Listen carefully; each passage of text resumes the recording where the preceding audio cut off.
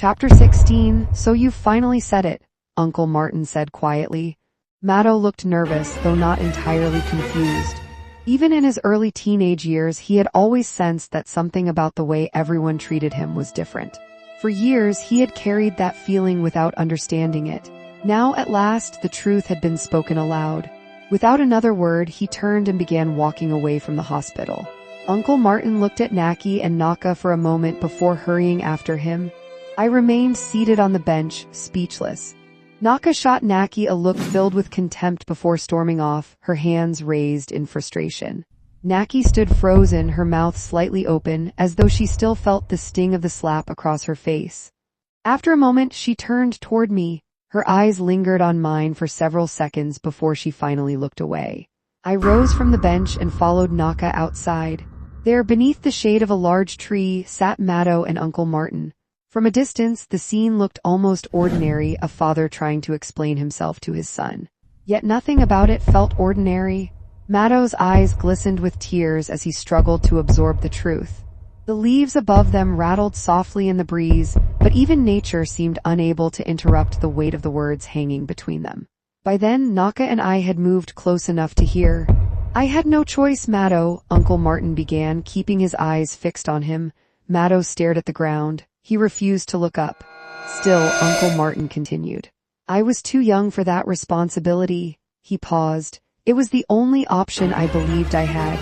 If your mother had agreed, I would have come back for you much sooner. Maddo finally broke. For the second time that day, I watched tears fall from his eyes. A deep ache settled inside me. I could not imagine what it felt like to discover so many painful truths at once.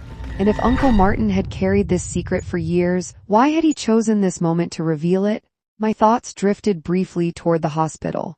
I pictured Mother lying motionless on the bed, surrounded by machines that breathed for her. The image tightened around my heart, yet Uncle Martin's voice pulled me back. Besides, he continued quietly, my brother raised you well. Maddo looked up sharply. The anger in his eyes was unmistakable. Then the words came. Don't you dare speak about my father. Uncle Martin reached out a hand, but Maddo brushed it away immediately. I know this is difficult for you, Uncle Martin said. I know it's almost impossible to accept right now, but now that the truth is out, I promise I'll explain everything. Maddo let out a bitter laugh. Look at this. He shook his head. I barely know who you are. Naka stepped forward. Please, her voice softened. At least listen to him, Maddo. Let's get through this first. Though the word carried kindness, there was still an unmistakable command beneath it. At that moment, Naki emerged from the hospital. The instant Naka noticed her, she sighed heavily. I stood between them all, overwhelmed by curiosity and confusion. For everyone's sake, I left, Uncle Martin continued. I truly believed it was the right thing to do. Maddo looked at him. A faint smile appeared before disappearing again. Then, in a trembling voice, he asked, Did it work? Silence. Did it work? His voice rose.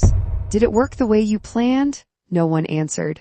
Naka tried to calm him, but Maddo no longer seemed willing to hear anyone. He rose abruptly and began walking away. Uncle Martin called after him, but Maddo kept moving. As Uncle Martin prepared to follow, Naka gently grabbed his arm. Let him process it first, she said. Give him some space. Uncle Martin nodded reluctantly. By then, Naki had moved closer. She appeared angry, but before she could leave, she stopped and announced loudly, My husband just called. Everyone turned toward her. He says he knows who killed father. The words struck us like lightning. Naka immediately walked toward her. Anger burned in her eyes. When she finally stood face to face with Naki, she spoke through clenched teeth. Don't try to fool us again. After everything that's happened today, I don't have the patience for more drama. Naki stepped forward. This isn't drama. My husband is already here. She pointed toward a tall, dark-skinned man dressed in a police uniform. Every eye shifted toward him. A short while later, we were all seated together beneath the same tree, listening carefully to what he had to say.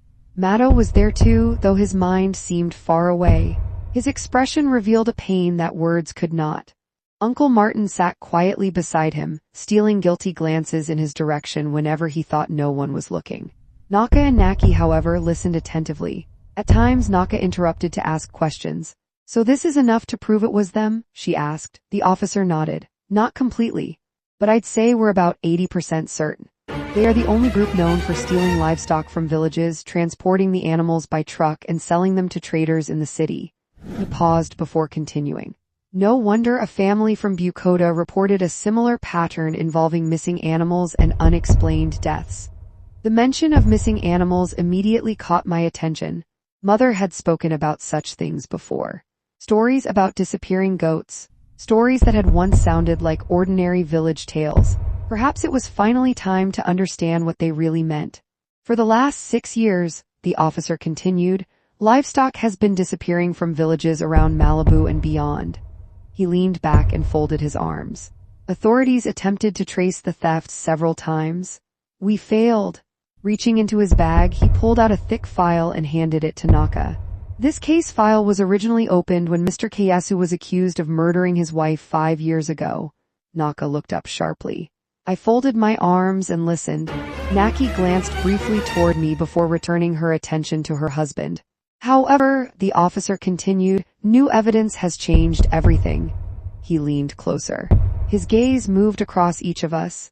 It lingered briefly on Mado, then it settled on Uncle Martin, whose guilt seemed to deepen with every passing minute. Finally, the officer spoke. We now believe this group of thieves murdered Mr. Kayasu's wife because she witnessed their activities in Malibu Forest.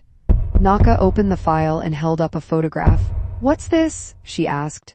The officer pointed at the image. This truck was seen leaving one of the animal markets in town. He tapped the photograph. The same truck was reportedly seen near Malibu Forest on the very day your father was killed. The words echoed through my mind. Suddenly, memories came rushing back. The darkness, the fear, Cootie running breathlessly through the village, the panic in his voice. The chairman has been murdered. A cold wave of fear swept over me. Before I could pull myself back to the present, a nurse came running toward us. Her hurried footsteps and panicked expression immediately captured everyone's attention. The conversation died. Silence settled over the group.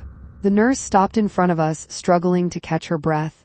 And before she could speak, I already knew that whatever she was about to say would change everything.